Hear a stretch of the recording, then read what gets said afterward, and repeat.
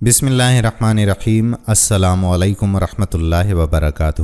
ناظرین گرامی، آپ کا اپنا میزبان قادر بخش کلہوڑو ایک اور ویڈیو کے ساتھ آپ کی خدمت میں حاضر ہے۔ ناظرین، حضرت واصلہ بن اسقع رضی اللہ تعالی عنہ سے روایت ہے کہ رسول اللہ صلی اللہ علیہ وآلہ وسلم نے ارشاد فرمایا کہ بے شک اللہ تعالیٰ نے ابراہیم علیہ السلام کی اولاد میں سے اسماعیل علیہ السلام کو منتخب کیا، اور اسماعیل علیہ السلام کی اولاد میں سے بنو کنانہ کو منتخب کیا، اور کنانہ کی اولاد میں سے قریش کو منتخب کیا، اور قریش میں سے بنو ہاشم کو منتخب کیا، اور مجھے رسول اللہ صلی اللہ علیہ وآلہ وسلم کو بنو ہاشم میں سے منتخب کیا۔ ناظرین، قریش عرب کا ایک طاقتور اور عزت والا قبیلہ ہے جس کی اپنی ایک تاریخ ہے۔ یہ تمام قبیلوں کا مرکز ہے جس کی آگے کئی شاخیں ہیں جو مختلف سرداروں پر مشتمل رہیں، جن میں سے کچھ توحید پرست تھے اور کچھ مشرک تھے۔ سرزمین عرب پر انہوں نے اپنی ذمہ داریاں بانٹی ہوئی تھیں۔ ان قبیلوں کی آپس میں بے شمار لڑائیاں رہیں اور یہ ایک دوسرے کے قاتل بھی بنے۔ یہیں سے مختلف فرقے بنے جو بعد میں دین اسلام میں جڑ پکڑ گئے، اور امت مسلمہ آج تک ان فرقوں کی وجہ سے آپس کے اختلافات کا شکار ہے۔ قریش کی ایک خوبی یہ ہے کہ اس کی ایک شاخ بنو ہاشم ہے جس سے آپ صلی اللہ تعالی علیہ وآلہ وسلم کا تعلق ہے، جسے اللہ تعالیٰ نے دیگر تمام قبائل پر فضیلت دی، اور آپ صلی اللہ علیہ وآلہ وسلم کی نسبت سے اس قبیلے کو بہت عزت دی۔ آپ صلی اللہ علیہ وآلہ وسلم کی دعوت حق کی سب سے زیادہ مخالفت بھی قریش ہی نے کی۔ دنیا کی بڑی بڑی سلطنتوں اور شاہوں جیسے کہ روم اور فارس کے دانت کھٹے کرنے والا بھی یہی قبیلہ قریش تھا۔ بنو قریش والے سخت جان ہونے کے ساتھ ساتھ زبان کے بے حد پکے تھے۔ بنو قریش ایک مرکز ہے جس کی لڑی میں کئی نمایاں اور طاقتور قبیلے موجود ہیں۔ ناظرین، آج کی اس ویڈیو میں ہم ان کے بارے میں تفصیل سے بات کریں گے۔ آپ سے گزارش اتنی کریں گے کہ ویڈیو کو اسکپ مت کیجیے گا، اس کو آخر تک ضرور دیکھیے۔ ناظرین گرامی، قصے بن کلاب حضرت محمد صلی اللہ علیہ وآلہ وسلم کے آبا میں ایک ہیں۔ ان کی والدہ کا نام فاطمہ تھا۔ ان کے والد کلاب بن مرہ کا انتقال ان کے بچپن میں ہو گیا تھا۔ حضرت محمد صلی اللہ علیہ وآلہ وسلم آپ کی 5ویں پشت میں پیدا ہوئے۔ آپ ہاشم کے دادا تھے جن سے بنو ہاشم کا قبیلہ شروع ہوتا ہے۔ یہ آپ ہی تھے جنہوں نے مکہ میں اپنی قوت مستحکم کی اور سرداری قائم کی اور کعبہ کی خدمت کی۔ بے شمار صحابہ کرام آپ کی نسل میں سے ہیں۔ آپ کی جوانی کے وقت کعبہ کا کنٹرول بنو خزاعہ کے پاس تھا، جس کے سردار حلیل کی بیٹی سے آپ نے شادی کر لی۔ حلیل کی وفات کے بعد چونکہ قصے بن کلاب بہت ذہین اور دانش مند سمجھے جاتے تھے، اس لیے کعبہ کا کنٹرول اور سرداری ان کو مل گئی، جس سے یہ خدمت بنو خزاعہ سے قریش میں منتقل ہو گئی۔ انہوں نے کعبہ کو دوبارہ تعمیر کر کے اس کی حالت بہتر کی اور لوگوں کو اس کے ارد گرد گھر تعمیر کرنے کی دعوت دی۔ اس وقت انہوں نے دنیا عرب کا پہلا مرکزی شہرداری ٹاؤن ہال بھی تعمیر کیا۔ اس مرکزی شہرداری میں تمام قبائل کے نمائندے اپنے معاشرتی، معاشی اور دیگر مسائل کے باہم فیصلے کیا کرتے تھے۔ مکہ کی تاریخ میں پہلی دفعہ آپ نے قانون بنایا کہ کعبہ کے زائرین کو مفت کھانا اور پانی مہیا کیا جائے گا، جس کے لیے انہوں نے مکہ کے قبائل کو قائل کیا کہ وہ ایک ٹیکس ادا کیا کریں۔ اس سے مکہ کے زائرین کی تعداد بہت بڑھ گئی۔ آپ کے تینوں بیٹوں کے نام تاریخ میں ملتے ہیں جو یوں ہیں: عبد المناف بن قصے، آپ کی نسل سے حضرت محمد صلی اللہ علیہ وآلہ وسلم پیدا ہوئے۔ عبد العزت بن قصے، ان کے بیٹے اسد کی اولاد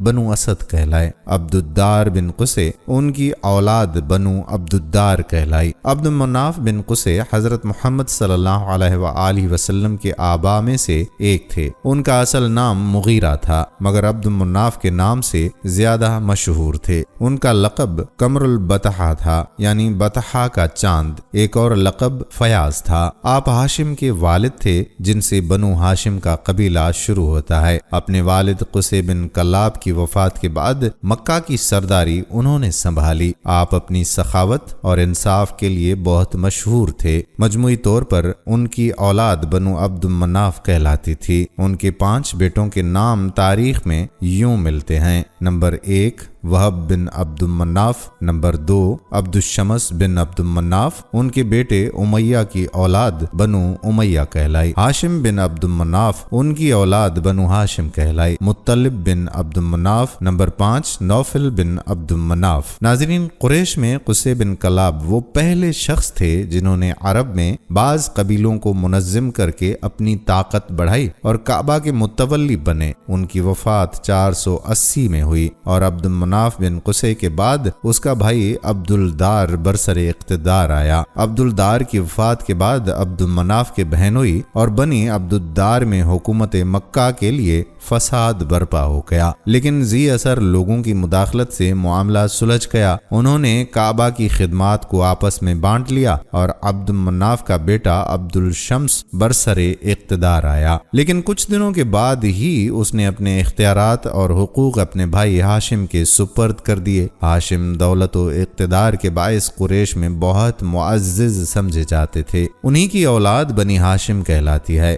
حضرت محمد مصطفیٰ صلی اللہ علیہ وآلہ وسلم ہاشم کے پڑپوتے تھے۔ اسی طرح حضرت علی علیہ السلام ان کی اولاد اور خلفائے بنو عباس بھی بنی ہاشم تھے۔ ناظرین، قریش کے معنی جمع کرنے کے ہیں۔ چونکہ آپ صلی اللہ علیہ وآلہ وسلم کے جد امجد قصے بن کلاب نے متفرق قوموں کو مکہ میں جمع کیا تھا، اس وجہ سے قریش کو قریش کہا گیا۔ رسول مقبول صلی اللہ تعالی علیہ وآلہ وسلم کے سلسلہ نسب کی 13ویں پشت میں نضر بن کنانہ نام کے ایک بزرگ گزرے ہیں۔ ان کی اولاد کو قریش کہا جاتا ہے۔ قریش عرب کا ایک مشہور، طاقتور اور ذی عزت قبیلہ تھا۔ حضور پاک صلی اللہ تعالی علیہ وآلہ وسلم اسی قبیلے کے ایک خاندان بنو ہاشم میں سے ہیں، اس لحاظ سے آپ صلی اللہ علیہ وآلہ وسلم قریشی بھی ہیں اور ہاشمی بھی، جیسا کہ کتابوں میں آپ صلی اللہ علیہ وآلہ وسلم کے نسب نامے سے ظاہر ہے۔ محمد صلی اللہ علیہ وآلہ وسلم بن عبداللہ بن عبد المطلب بن ہاشم بن عبد مناف بن قصے بن کلاب بن مرہ بن کعب بن لوی بن غالب بن فہر بن مالک بن نضر بن کنانہ بن خزیمہ بن مدرکہ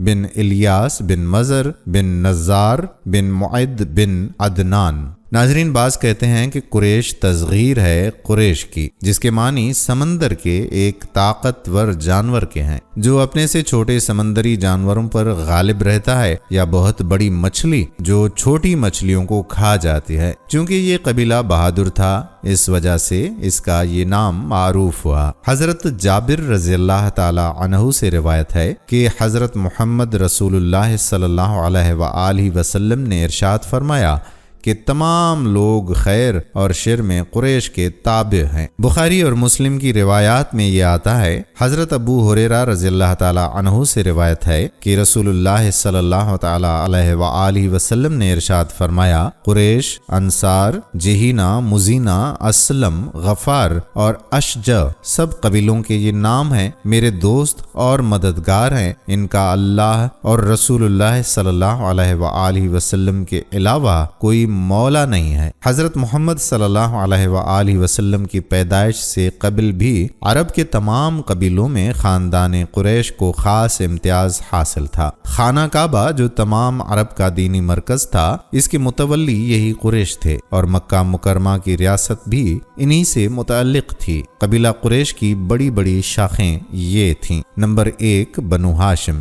نمبر 2 بنو امیہ، نمبر 3 بنو نوفل، نمبر 4 بنو عبد الدار، نمبر 5 بنو اسد، نمبر 6 بنو تمیم، نمبر 7 بنو مخزوم، نمبر 8 بنو عدے، نمبر 9 بنو عبد مناف، نمبر 10 بنو سہم۔ ان کے علاوہ دیگر شاخیں بھی ہیں۔ مکہ معظمہ کی تمام ذمہ داری کے عہدے انہی شاخوں میں بٹے ہوئے تھے۔ ان عہدوں اور ان کے متعلقین کی تفصیل کچھ یوں ہے۔ نمبر 1 صداتا یعنی کعبہ کی حفاظت اور اس کی خدمت۔ محافظ کعبہ ہی کے پاس کعبہ کی کنجی رہتی تھی اور وہی لوگوں کو اس کی زیارت کراتا تھا۔ یہ عہدہ بنو ہاشم کے خاندان میں تھا اور نبی عربی صلی اللہ علیہ وآلہ وسلم کی پیدائش کے زمانے میں آپ کے دادا عبد المطلب اس عہدے پر مقرر تھے۔ نمبر 2 سقیا یعنی پانی کا انتظام۔ مکہ معظمہ میں پانی کی قلت تھی اور موسم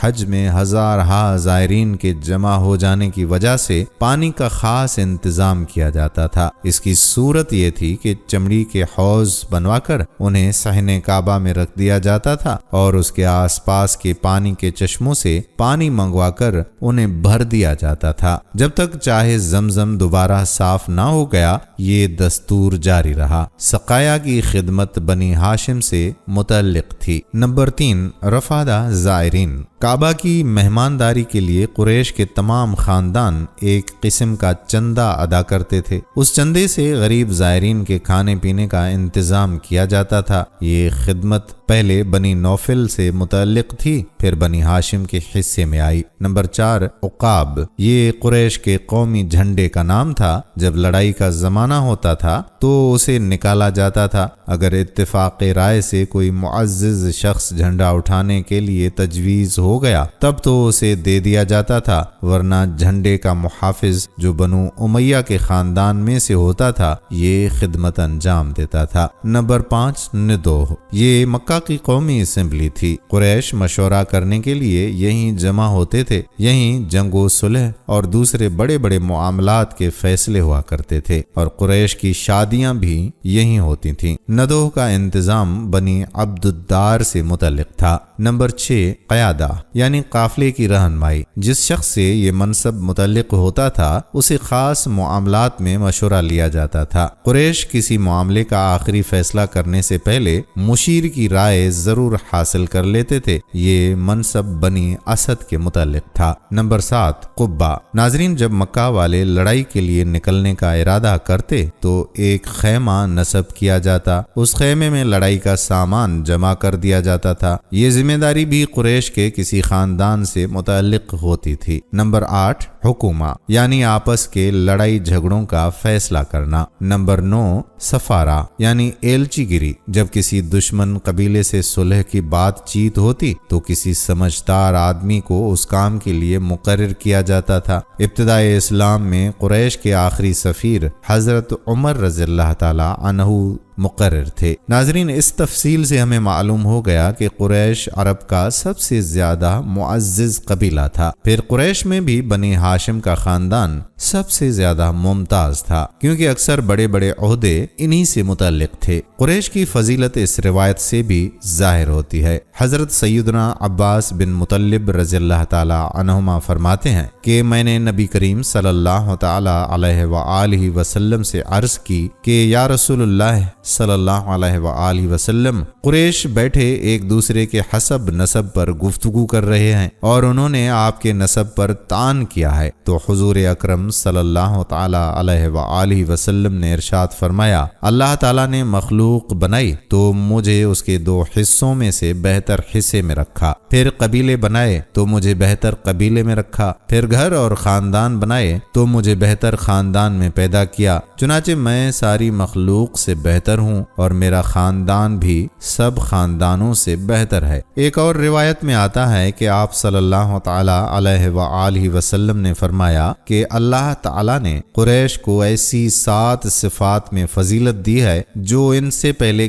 کسی کو نہ دی نہ بعد میں۔ نمبر 1 میں قریش میں سے ہوں۔ نمبر 2 نبوت آخری نبی ان میں ہے۔ نمبر 3 بیت اللہ شریف کی دربانی ان میں ہے۔ نمبر 4 حاجیوں کو پانی پلانا ان میں ہے۔ نمبر 5 اللہ تعالیٰ نے ہاتھیوں کے مقابلے میں ان کی مدد فرمائی۔ نمبر 6 انہوں نے 10 سال اللہ تعالیٰ کی عبادت کی، اس وقت ان کے سوا کوئی عبادت کرنے والا نہیں تھا۔ نمبر 7 ان کے حق میں سورہ قریش نازل ہوئی جس میں ان کے سوا کسی کا ذکر نہیں۔ ناظرین، سورۃ قریش آیت نمبر 4 میں ارشاد باری تعالیٰ ہوتا ہے، وہ جس نے انہیں بھوک سے بچا کر کھانا دیا اور خوف سے بچا کر امن دیا۔ مکہ اور اس کے آس پاس کا تمام علاقہ یا پہاڑی ہے یا ریگستانی ہے جہاں کوئی پیداوار نہیں ہوتی تھی، بلکہ پورے علاقہ حجاز کا یہی حال تھا۔ لوگوں کا عام پیشہ بھیڑ بکریاں اور اونٹ پالنا تھا یا پھر لوٹ مار اور ڈاکہ زنی تھا۔ عرب قبائل تجارتی قافلوں کو بھی لوٹ لیتے تھے اور ایک دوسرے کو بھی لوٹتے تھے۔ اس بدامنی اور رہزنی سے صرف قریش بچے ہوئے تھے، اور اس کی وجہ صرف یہ تھی کہ کعبہ کے متولی ہونے کی وجہ سے انہیں عرب بھر میں عزت اور احترام کی نگاہ سے دیکھا جاتا تھا۔ رہزن قبیلے ان کے تجارتی قافلے سے تعرض نہیں کرتے تھے، بلکہ جس قافلے کو قریش پروانہ راہداری دے دیتے وہ بھی محفوظ سفر کرتے تھے، اور قریش کا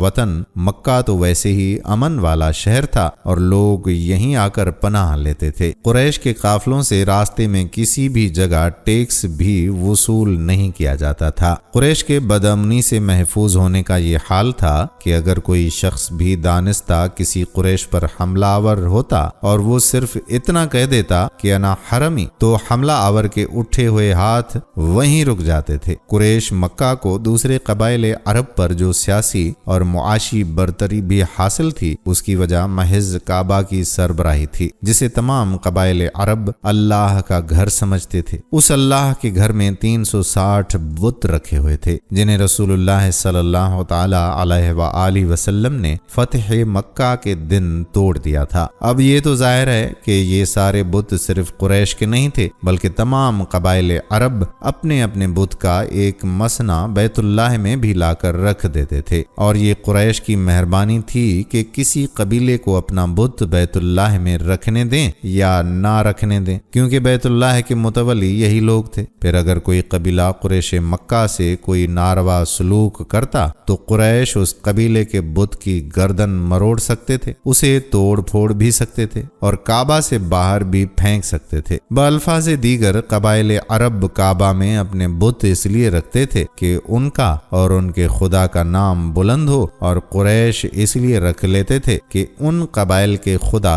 ہمارے پاس بطور یرغمال رہیں۔ یہ تھی وہ اصل وجہ جن کی بنا پر دوسرے قبائل قریشیوں کا احترام کرنے پر مجبور تھے، اور کسی کو ان کے تجارتی قافلوں کی طرف آنکھ اٹھا کر بھی دیکھنے کی جرت نہ ہوتی تھی۔ اور اسی بت پرستانہ نظام کی بدولت قریش مکہ کئی طرح کے فائدے اٹھا رہے تھے، غرض کہ انہیں ہر طرح کی برتری حاصل تھی۔ اس لیے جب آپ صلی اللہ علیہ وآلہ وسلم نے اعلان نبوت فرما دیا تو سب سے پہلے قریش ہی نے ان کے پیغام کی مخالفت کی۔ ناظرین، مغرور قریش کو جو عرب میں اپنے آپ کو سب سے بڑا سمجھتے تھے، نبی صلی اللہ تعالی علیہ وآلہ وسلم کا پروگرام اور پیغام پسند نہ آیا۔ اس کی وجوہات کچھ یوں تھیں۔ نمبر 1، وہ نبوت کا مفہوم سمجھنے سے قاصر تھے اور بعید سمجھتے تھے کہ خدا کے حکم سے کوئی انسانوں کو سمجھانے کے لیے آئے۔ نمبر 2، وہ جزا و سزا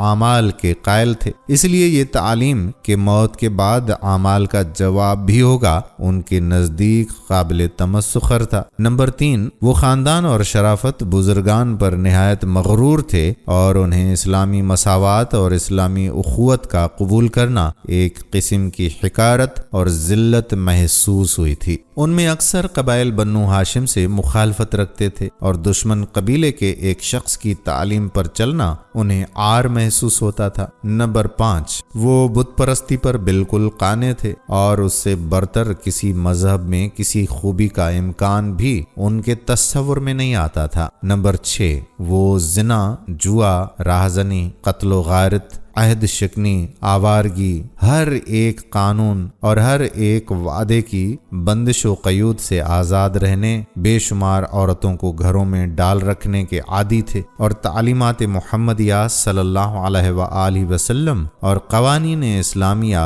ان کو اپنی پیاری عادات کے دشمن معلوم ہونے لگے۔ اس لیے انہوں نے آپ صلی اللہ علیہ وآلہ وسلم کی مخالفت پر اپنی کمر باندھ لی اور اسلام کا نام و نشان مٹا دینے کا فیصلہ کر لیا۔ ناظرین گرامی، میرے پیارے آقا حضور صلی اللہ علیہ وآلہ وسلم کی بعثت ایسے ملک میں ہوئی کہ جہاں صدیوں سے نہ کسی بادشاہ کا تسلط تھا، نہ کوئی اثر قانون نے ڈالا تھا، نہ کوئی ہادی ان کی ہدایت کے لیے پہنچا تھا۔ اس حیوانی آزادی پر بے علمی، جہالت اور اقوام متمدنہ سے علیحدگی اور اجنبیت نے ان کی حالت کو اور بھی زیادہ تباہ کر دیا تھا۔ اس بدترین حالت ہی نے ان کو اور زیادہ قابل رحم ٹھہرایا، اور رب العالمین نے اصلاح عالم کا آغاز اسی جگہ سے ہونا پسند فرمایا۔ حضور صلی اللہ علیہ وآلہ وسلم نے حکم ربانی کے مطابق قریبی رشتہ داروں سے تبلیغ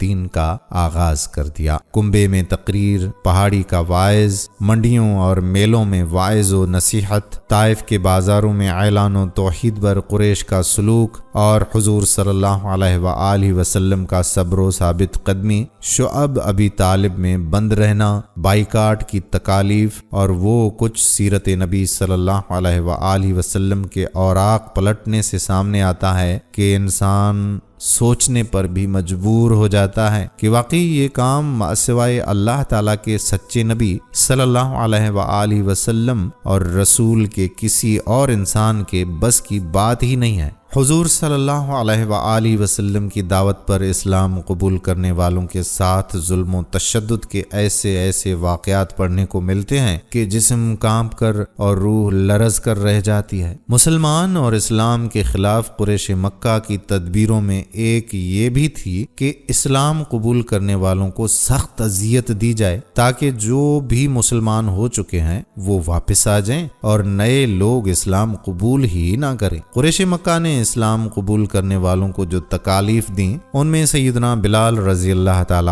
عنہ، سیدنا عمار رضی اللہ تعالی عنہ، سیدنا ابو فقیہ رضی اللہ تعالی عنہ جن کا نام افلح تھا، سیدنا خباب بن عرط رضی اللہ تعالی عنہ، سیدہ یعینہ رضی اللہ تعالی عنہا، سیدہ زنیدہ رضی اللہ تعالی عنہا، سیدہ نہدیہ رضی اللہ تعالی عنہا، اور سیدہ ام البیس رضی اللہ تعالی عنہا غلام اور لونڈیاں تھیں۔ قریش کا ظالمانہ سلوک صرف غلاموں اور ضعیفوں کے ساتھ ہی نہ تھا، اپنے فرزندوں اور عزیزوں کے ساتھ بھی وہ ایسی ہی سنگ دلی کا برتاؤ برتتے تھے۔ سیدنا عثمان رضی اللہ تعالی عنہ بن عفان پر چچا کے مظالم، سیدنا مصعب بن عمیر رضی اللہ تعالی عنہ کو ماں نے گھر سے نکال دیا، بعض صحابہ رضی اللہ تعالی عنہم کو قریش گائے اور اونٹ کے کچے چمڑے میں لپیٹ کر دھوپ میں پھینک دیتے تھے، بعض کو لوہے کی زرہ پہنا کر جلتے جلتے پتھروں پر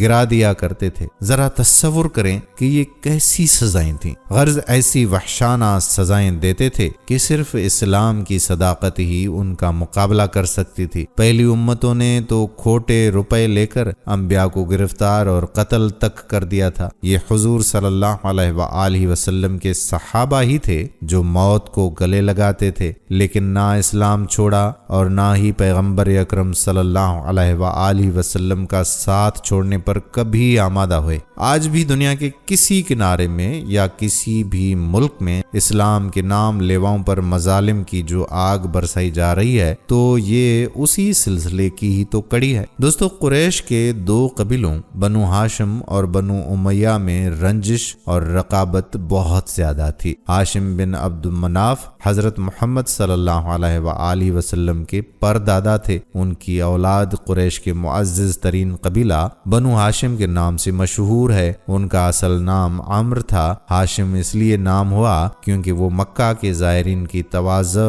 ایک خاص عربی شوربہ سے کرتے تھے جسے حشم کہا جاتا ہے۔ یہ لقب اس وقت انہیں ملا جب ایک قحط کے دوران انہوں نے یہی شوربہ اہل مکہ کو کھلایا۔ آپ اولاد اسماعیل علیہ السلام سے تھے، مکہ کے مشہور تاجر تھے اور نہایت معزز شخصیت تھے۔ انہوں نے قریش کے تجارتی قافلے شروع کروائے اور ان کے لیے بازنطینی سلطنت کے ساتھ معاہدے کیے، جن کے تحت قریش بازنطینی سلطنت کے تحت آنے والے ممالک میں بغیر محصول دیے تجارت کر سکتے تھے اور تجارتی قافلے لے جا سکتے تھے۔ یہی معاہدے وہ حبشہ کے بادشاہ کے ساتھ بھی کرنے میں کامیاب ہوئے تھے، جس کا تمام قریش کو بے انتہا فائدہ ہوا اور ان کے قافلے شام، حبشہ، ترکی اور یمن میں جانے لگے۔ آپ دین حنیف یعنی دین ابراہیمی علیہ السلام پر قائم تھے اور بت پرستی نہیں کیا کرتے تھے۔ آپ کی کنیت آپ کے بڑے بیٹے اسد بن ہاشم کی وجہ سے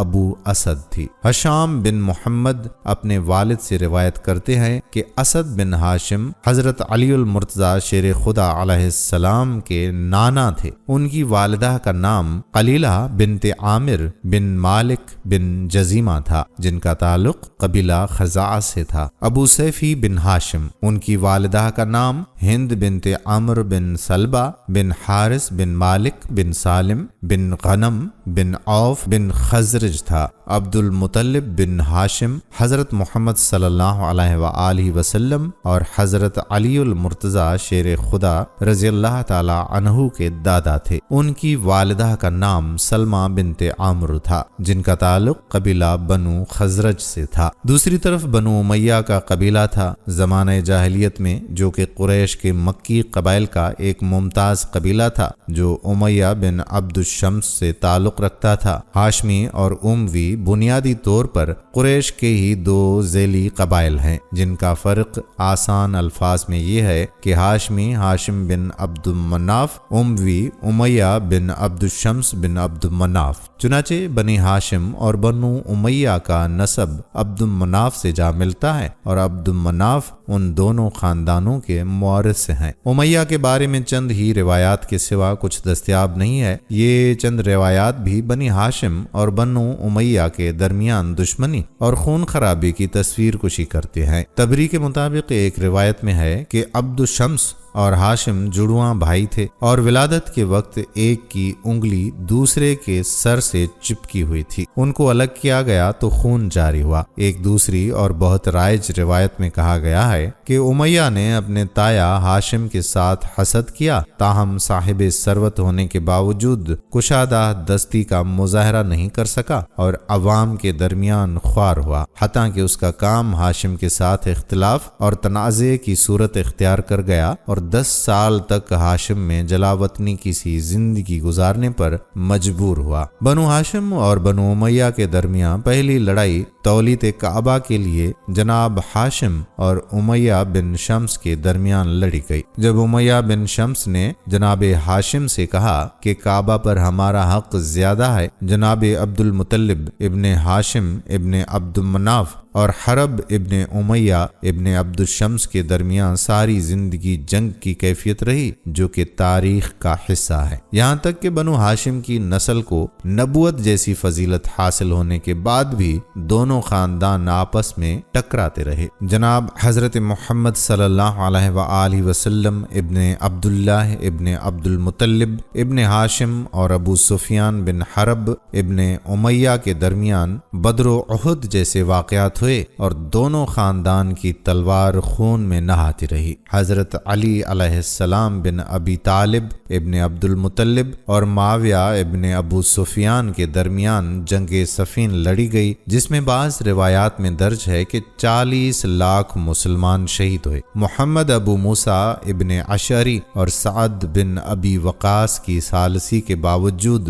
دونوں اشخاص نے اپنی اپنی خلافت کا اعلان کر دیا۔ حضرت امام حسن علیہ السلام اور حضرت معاویہ کے درمیان حضرت علی علیہ السلام کی وفات کے بعد جنگ ہوئی، جو بعد میں صلح دستبرداری خلافت حضرت امام حسن پر اختتام پذیر ہوئی۔ حضرت معاویہ کی وفات کے بعد جب یزید برسر منبر آیا تو اس نے مدینہ کے گورنر ولید بن عتبہ کو خط لکھا کہ امام حسین علیہ السلام، عبداللہ ابن عمر رضی اللہ تعالی عنہ اور زبیر ابن عبداللہ سے بیعت لے کر میری خلافت کا اقرار کروا دیا جائے۔ گورنر مدینہ ولید بن عتبہ نے جناب امام حسین عالی مقام کو اپنے دربار دربار میں بلوایا اور یزید کا خط دے کر کہا کہ آپ یزید کی خلافت کا اقرار کریں۔ یہاں امام عالی مقام نے تاریخی الفاظ کہے کہ مجھ جیسا کبھی بھی اس جیسے کی بیعت نہیں کر سکتا۔ امام حسین عالی مقام کے چاہنے والوں نے پوچھا کہ آقا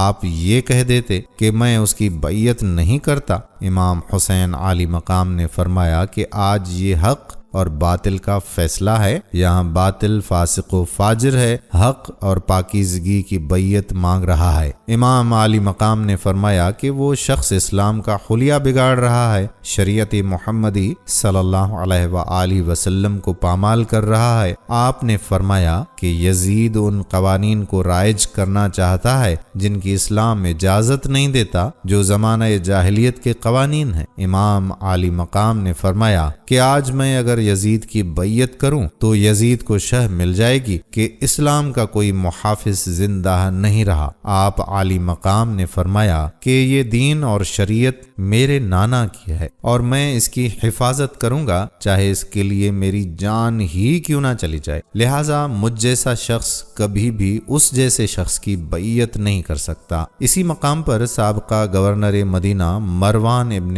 حکم نے ولید کو کہا تھا کہ امام حسین علیہ السلام کا سر قلم کر دو، یہ تمہارے پاس بہترین موقع ہے، ان کے ساتھ کوئی موجود نہیں۔ لیکن جب اس بات کا علم جناب عباس ابن علی کو ہوا جو دربار کے باہر موجود تھے تو وہ مروان ابن حکم کے قتل کے در پہ ہو گئے تھے، جبکہ مدینہ کے امن کے پیش نظر امام حسین علیہ السلام نے جناب عباس کو بڑی مشکل سے قابو کر لیا تھا۔ ولید نے امام عالی مقام سے کہا کہ یا تو بیعت کر لیں یا پھر آپ مدینہ چھوڑ دیں، آپ کی وجہ سے مدینہ کے حالات خراب ہو رہے ہیں اور مجھے بڑی سخت ہدایت ہے۔ امام عالی مقام کی تمام معاملات اور حالات پر پہلے سے نظر تھی۔ آپ نے اپنے چچا زاد بھائی عقیل بن مسلم کو کوفہ میں سفیر بنا کر بھیجا ہوا تھا، جہاں سے انہوں نے امام حسین عالی مقام کو خط روانہ کیا تھا کہ کوفہ کے لوگ آپ کی بیعت اور اطاعت کے لیے تیار ہیں، آپ کوفہ تشریف لے آئے۔ اس زمن میں کوفہ کے بہت سے لوگوں کے خطوط آپ علیہ السلام کے پاس پہنچ چکے تھے۔ امام عالی مقام اپنے اہل و عیال کے ساتھ مدینہ سے براستہ مکہ کوفہ کی طرف عازم سفر ہوئے۔ آپ ذی الحج میں مکہ پہنچے۔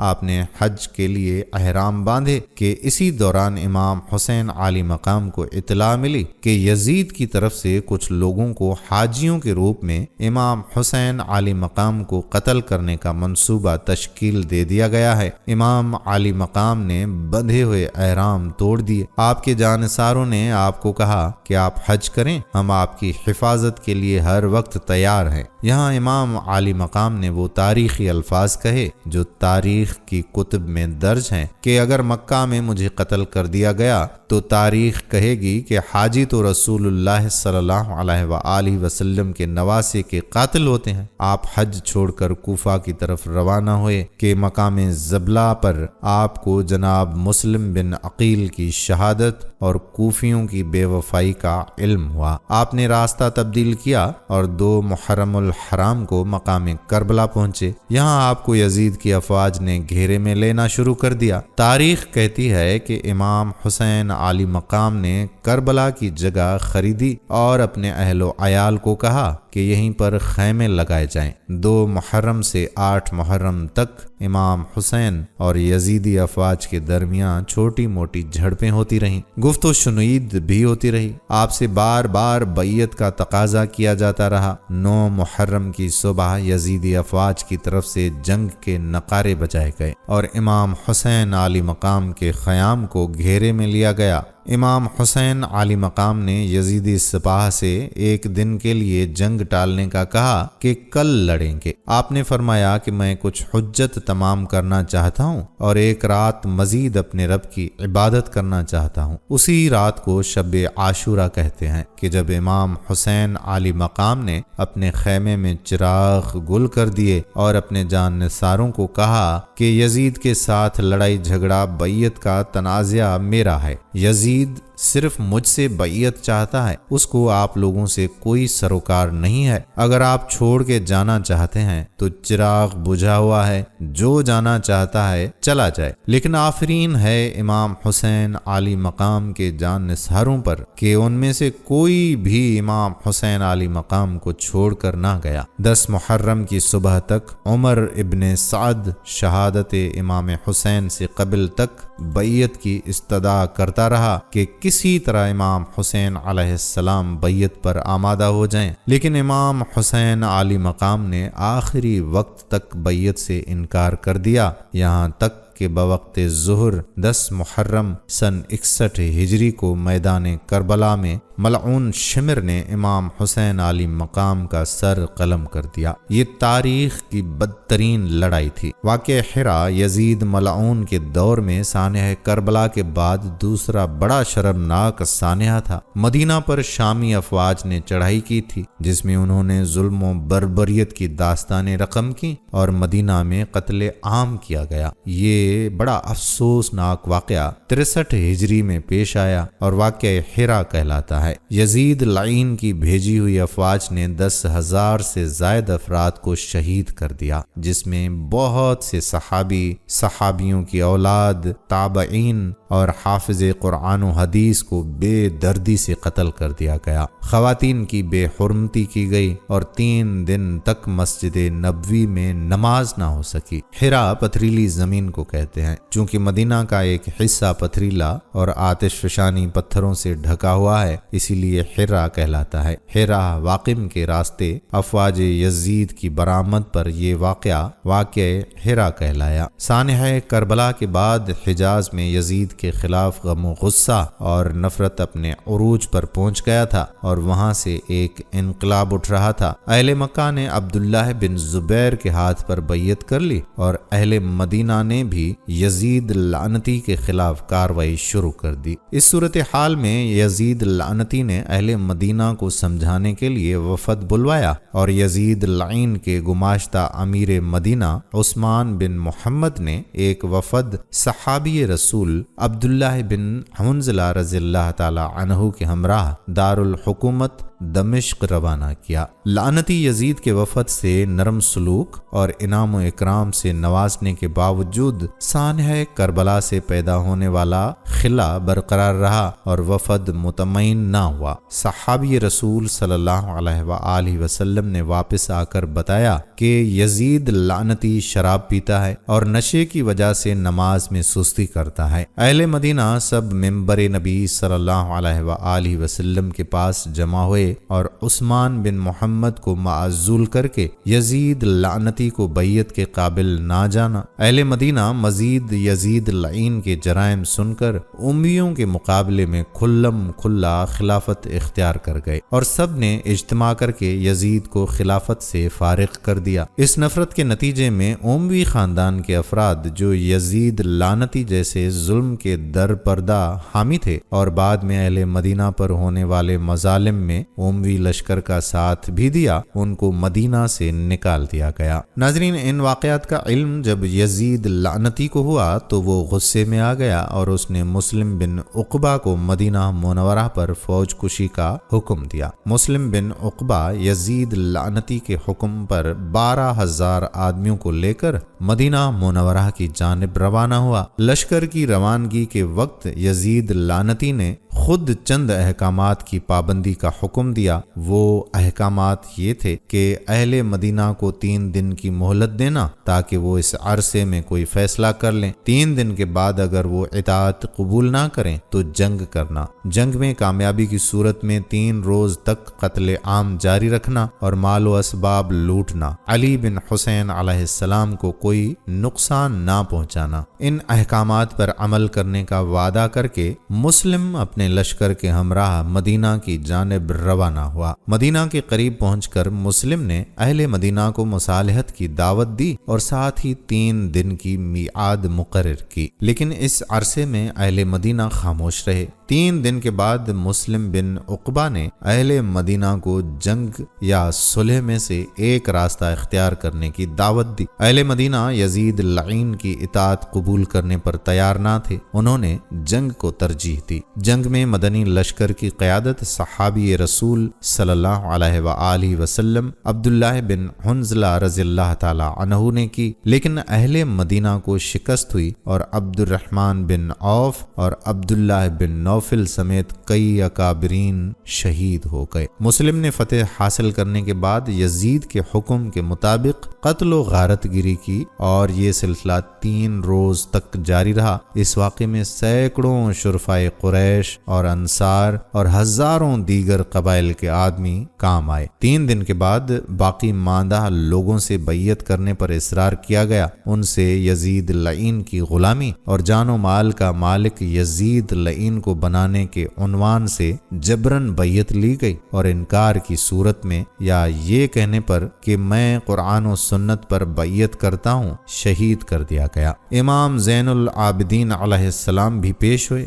لیکن یزید کی ہدایت کے مطابق ان سے کوئی سختی نہ کی گئی۔ مدینۃ النبی صلی اللہ علیہ وآلہ وسلم پر حملہ 63 ہجری میں ہوا، جو واقعہ حرا کہلاتا ہے۔ یہ یزیدی عہد کا ایک بہت بڑا شرمناک المیہ تھا۔ ناظرین، قریش میں کئی بڑے بڑے سردار بھی گزرے ہیں، جن میں سے ایک نام ابو سفیان کا بھی ہے۔ ابو سفیان کا خاندان بنی امیہ قریش کی شاخ تھی اور عقاب یعنی قریش کے قومی نشان کا حامل یہی خاندان تھا۔ علمدار اسی خاندان کے ارکان بنائے جاتے تھے۔ ظہور اسلام کے وقت اس عہدے پر ابو سفیان ممتاز تھے۔ جب قریش میں کوئی جنگ چھڑنے والی ہوتی تھی تو معززین قریش جمع ہو کر علمدار کے ہاتھ میں علم دیتے تھے۔ 8 ہجری میں جب حضرت صلی اللہ علیہ وآلہ وسلم نے تطہیر کعبہ کے لیے مکہ پر فوج کشی کا ارادہ کیا تو گو اسے راز رکھنے کا انتظام کیا گیا تھا، مگر مکہ میں آپ کی آمد کی خبریں پہنچ گئیں۔ اس وقت وہ مشرکین اور قریش جنہوں نے آپ صلی اللہ علیہ وآلہ وسلم کو نہایت بے کسی کی حالت میں اس ارض مقدس سے جلاوطن کیا تھا، اپنے انجام سے بہت گھبرا گئے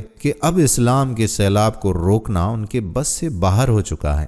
حضرت صلی اللہ تعالی علیہ وآلہ وسلم نے مکہ کے قریب پہنچ کر مرزہران میں قیام فرمایا۔ ابو سفیان، حکیم بن حزام اور بدیل بن ورقہ تحقیقات کے لیے نکلے تھے۔ دور سے دیکھا کہ مرزہران کا میدان رات کی تاریکی میں روشنی کی کثرت سے وادی ایمن بنا ہوا ہے۔ ابو سفیان نے کہا کہ یہاں عرفہ کی جیسی روشنی کیسے ہو رہی ہے؟ بدیل نے کہا کہ بنی عمرو آگ روشن کیے ہوئے ہیں۔ ابو سفیان نے اعتراض کیا کہ ان کی تعداد اتنی کہاں ہے؟ گو قریش نے مسلمانوں پر بڑی ستم آرائیاں کی تھیں، پھر بھی وہ رسول اللہ صلی اللہ علیہ وآلہ وسلم اور اکثر اکابر صحابہ کے ہم خاندان تھے اور ان میں ان کے رشتہ دار بھی موجود تھے۔ اس لیے حضرت عباس رضی اللہ تعالی عنہ کے دل میں خیال آیا کہ اگر حضرت صلی اللہ علیہ وآلہ وسلم مکہ میں داخل ہو گئے اور قریش نے پہلے سے جان و مال کی امان نہ لے لی تو سب تباہ ہو جائیں گے۔ چنانچہ وہ اس تلاش میں نکلے کہ اگر مکہ جانے والا کوئی آدمی مل جائے تو اس کی زبانی قریش سے کہا بھیجیں کہ رسول اللہ صلی اللہ علیہ وآلہ وسلم مرزہران تک پہنچ چکے ہیں، وہ لوگ آ کر جان بخشی کرا لیں۔ اتفاق سے حضرت عباس رضی اللہ تعالی عنہ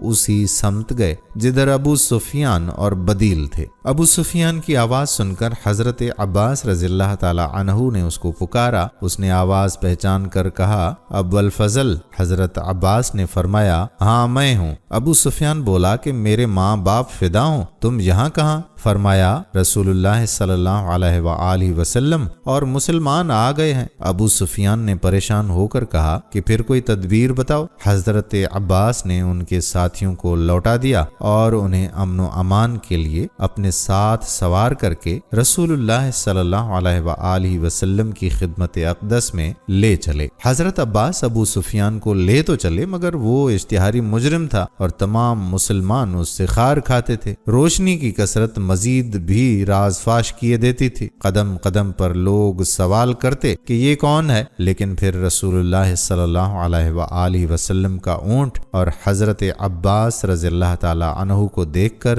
سمجھ جاتے کہ رسول اللہ صلی اللہ علیہ وآلہ وسلم کے چچا ہیں۔ حضرت عباس رضی اللہ تعالی عنہ لوگوں کی نظریں بچاتے ہوئے آ رہے تھے، لیکن وہ حضرت عمر کے خیمے کے سامنے سے گزرے تو انہوں نے ابو سفیان کو پہچان لیا اور جوش غضب میں بےتاب ہو کر چلائے، او دشمن خدا، خدا کا شکر ہے کہ اس نے بلا کسی عہد و پیما اور ذمہ داری کے تجھ پر قابو دے دیا۔ مگر حضرت عباس ساتھ تھے، اس لیے حضرت عمر رضی اللہ تعالی عنہ سیدھے حضرت صلی اللہ علیہ وآلہ وسلم کی خدمت میں گئے، لیکن حضرت عباس ان سے پہلے پہنچ چکے تھے۔ حضرت عمر نے عرض کیا کہ یا رسول اللہ صلی اللہ علیہ وآلہ وسلم، یہ ابو سفیان ہے، خدا نے اس کو بغیر کسی عہد و پیما کے ہمارے حوالے کر دیا ہے، اجازت دیجیے کہ اس دشمن خدا کی گردن اڑا دوں۔ حضرت عباس نے فرمایا یا رسول اللہ صلی اللہ علیہ وآلہ وسلم، میں نے ان کو امان دے دی ہے۔ ابو سفیان کا سر پکڑ کر بیٹھ گئے۔ حضرت عمر رضی اللہ تعالی عنہ ابو سفیان کے قتل کے در پہ تھے۔ ان کا اصرار دیکھ کر حضرت عباس نے فرمایا اے عمر، اگر تمہارے قبیلے کا کوئی شخص ہوتا تو تم ہرگز اتنا اصرار نہ کرتے، لیکن تم کو بنی عبد مناف کی کیا پرواہ؟ حضرت عمر نے اس طنز کے جواب میں کہا کہ عباس، خدا کی قسم مجھ کو تمہارے اسلام کی اتنی خوشی ہوئی ہے کہ اپنے باپ خطاب کے اسلام لانے سے نہ ہوتی۔ حضرت صلی اللہ علیہ وآلہ وسلم نے حضرت عباس سے فرمایا کہ اس وقت انہیں لے جا کر اپنے پاس سلاؤ، صبح کو فیصلہ کیا جائے گا۔ اس ارشاد پر حضرت عباس رضی اللہ تعالی عنہ حضرت ابو سفیان کو ساتھ لے گئے، رات بھر پاس رکھا اور صبح کو حسب ہدایت بارگاہ نبوی صلی اللہ علیہ وآلہ وسلم میں لا کر حاضر کیا۔ اس وقت اسلام اور مسلمانوں کا سب سے بڑا دشمن حضرت صلی اللہ علیہ وآلہ وسلم کے خون کا پیاسا، جس نے آپ صلی اللہ علیہ وآلہ وسلم کی تحقیر اور تذلیل اور جان لینے تک میں کوئی تامل نہ کیا تھا، مسلمانوں کو طرح طرح کی اذیتیں دی تھیں، اسلام کو مٹانے میں کوئی بھی کسر نہیں چھوڑی تھی، بے کس اور لاچار اور بے یار و مددگار بارگاہ رسالت میں حاضر تھا، اور رحمت للعالمین صلی اللہ علیہ وآلہ وسلم کے دامن عفو و کرم کے علاوہ دنیا میں اس کے لیے کوئی جائے پناہ نہ تھی۔ بارگاہ رسالت صلی اللہ علیہ وآلہ وسلم سے اس سنگین مجرم کے لیے قتل کی سزا نہیں تجویز ہوتی، قید خانے کی 4 دیواری میں بند نہیں کیا جاتا، جلائے وطن کا حکم نہیں دیا جاتا، بلکہ وما ارسلناک الی رحمت للعالمین کی عملی تفسیر ہوتی ہے۔ فرماتے ہیں کہ ابو سفیان،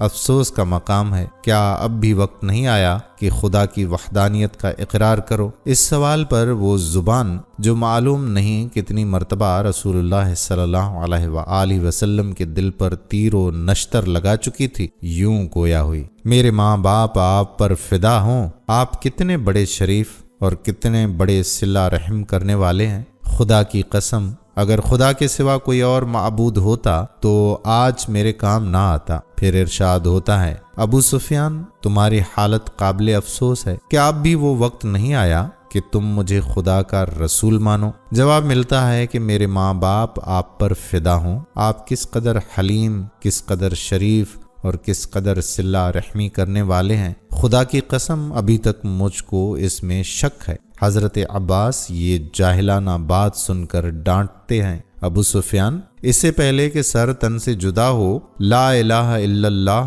محمد الرسول اللہ صلی اللہ علیہ وآلہ وسلم کہہ لو۔ حضرت عباس کی ڈانٹ پر ابو سفیان کلمہ توحید پڑھتے ہیں، اور وہ سرکش جو جاہلانہ تکبر سے خدا کے سامنے بھی نہ جھکنا تھا، آستان نبوی صلی اللہ علیہ وآلہ وسلم پر خم ہو جاتا ہے، اور حضرت صلی اللہ علیہ وآلہ وسلم نہ صرف ابو سفیان کی جان بخشی کا اعلان فرماتے ہیں، بلکہ ان کے اس گھر کو جس میں بارہا مسلمانوں کے خلاف سازشیں ہو چکی تھیں، رسول اللہ صلی اللہ علیہ وآلہ وسلم کے قتل کے مشورے ہو چکے تھے، جو سفیان کے گھر میں داخل ہو اس کو بھی امان ہے کہ اعلان کرم سے بیت الامن قرار دے دیتے ہیں۔ قبول اسلام کے بعد حضرت عباس ان کو لے کر لوٹنے لگے۔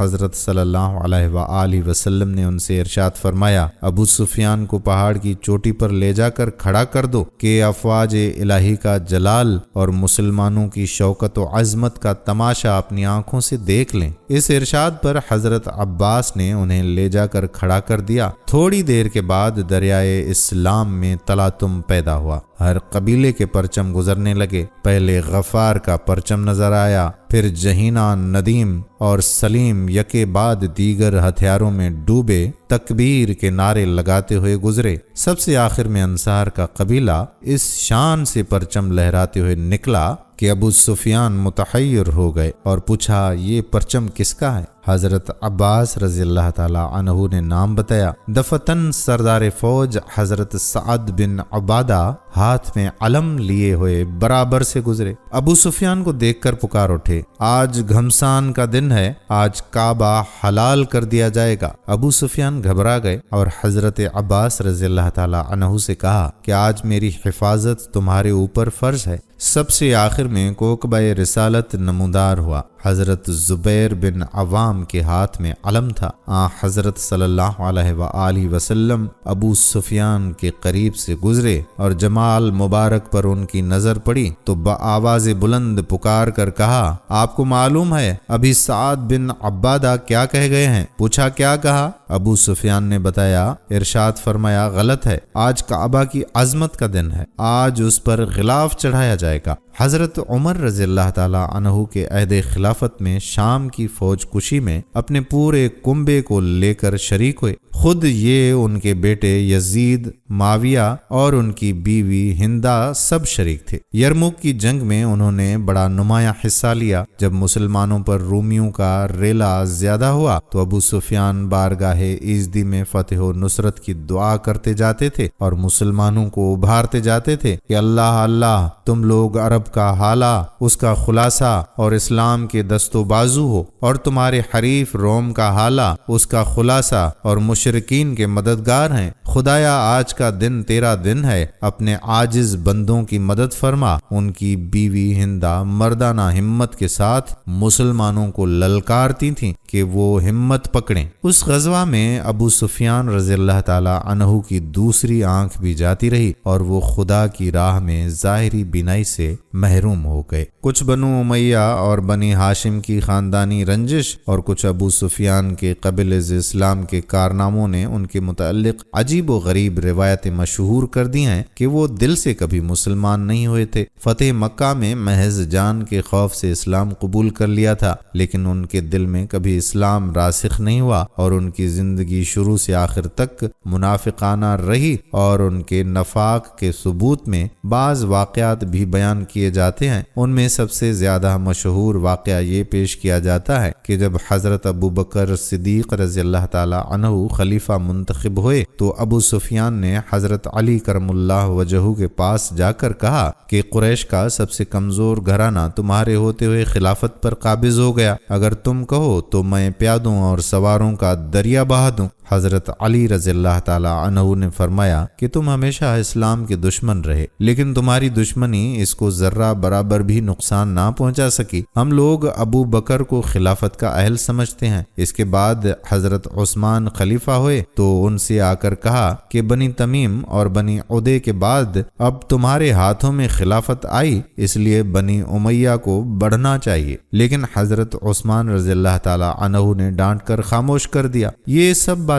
غیر واضح اور روایات سے ثابت نہیں ہیں۔ زیادہ سے زیادہ یہ خاندانی تعصب تھا، لیکن اسلام دشمنی نہیں تھی۔ ایمان اور صحت کی سلامتی کے ساتھ اللہ تعالیٰ آپ پر، ہم سب پر اپنا کرم خاص فرمائے۔ ناظرین، یہ تھی ہماری آج کی ویڈیو، اس امید کے ساتھ آپ کی خدمت میں پیش کی کہ آپ کو پسند آئی ہوگی۔ اگر ویڈیو پسند آئی ہے تو اس کو لائک بھی کریں، اپنے پیاروں اور اپنے دوستوں کے ساتھ شیئر بھی کریں۔ کمنٹس میں ہمیں بتائیے اگر آپ نے اینڈ تک ہماری ویڈیو دیکھی ہے تو کمپلیٹ کا لفظ لکھ کر ہمیں بتائیے تاکہ ہمیں پتہ چلے کہ کتنے لوگوں نے ہماری آج کی ویڈیو دیکھی۔ اس کے ساتھ ساتھ آپ کمنٹس میں ہم سے اپنے سوالات بھی پوچھ سکتے ہیں جن کے جوابات کوشش کر کے ہم اگلی ویڈیو میں ضرور دیں گے، لیکن یہ سب کرنے سے پہلے آپ ہمارے چینل کو سبسکرائب تو کر لیں اور بیل کے بٹن کو بھی پریس کر دیں تاکہ ہماری آنے والی مزید معلوماتی ویڈیوز کا نوٹیفیکیشن آپ کو بر وقت مل سکے اور آپ اس علم کے خزانے سے مستفید ہو سکیں۔ اب ملاقات آنے والی ویڈیو میں ہوگی، تب تک اپنے میزبان قادر بخش کلہوڑو کو اجازت دیجیے۔ خدا تعالی آپ کا حامی و ناصر ہو۔ فی امان اللہ۔